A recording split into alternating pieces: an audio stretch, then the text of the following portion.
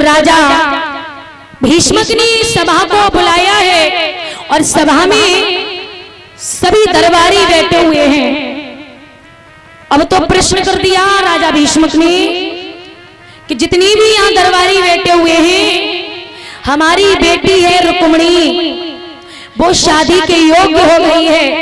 किसी की नजर में कोई सुंदर घर वर हो तो हमें आकर के बताए। महाराज सभी दरबारों में बैठे हुए हैं दरबारी। एक इधर से खड़ा होता है, वो बताता है, तो दूसरा खड़ा होकर के कहता है, उसके गुण अवगुण बताने लगता है। लेकिन प्यारे राजा भीष्मक का बेटा है छोटा वाला, उसी सभा में आया और कहा पिताजी क्या हमको भी बोलने का मौका मिलेगा? भीष्मक ने कहा बेटा बिल्कुल आपको भी बोलने का मौका मिलेगा, बोलिए। तो उसने कहा पिताश्री हमारी नजर में द्वारिकाधीश कन्हैया है, हमारी बहन रुक्मिणी के लिए कैसे रहेंगे? राजा ने कहा बेटा तुमने तो हमारे मुंह की बात ही छीन ली। अरे हम भी चाहते हैं कि रुक्मिणी के लिए द्वारिकाधीश कन्हैया ठीक रहेंगे।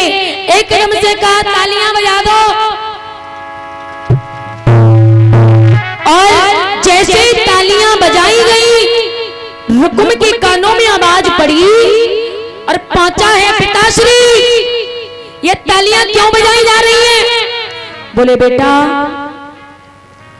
तुम्हारी बहन रुक्मिणी की शादी द्वारिकाधीश कन्हैया के लिए कर दे तो कैसा रहेगा? बोले पिताजी बिल्कुल नहीं।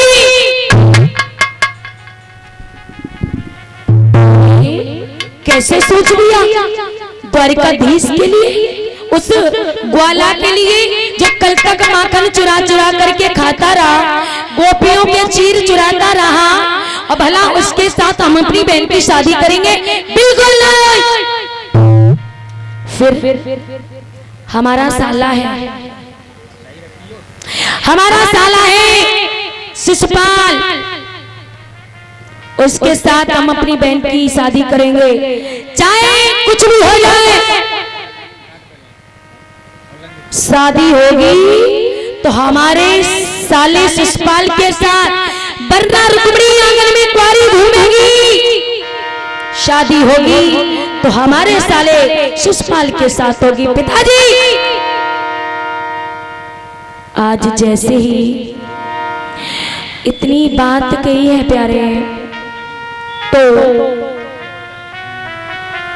राजा भीष्मक शांत मौन बैठ गए और शिशुपाल का जैसे ही नाम सुना पैरों तले जमीन खिसक गई। बेटा अभी तक उसने तुम्हारे पैर छुए हैं और भला ये उल्टा रिश्ता, तुम उसके पैर छुएगे और तुम्हारी बेटी, तुम्हारी बहन, हमारी बेटी उस शिशुपाल के साथ।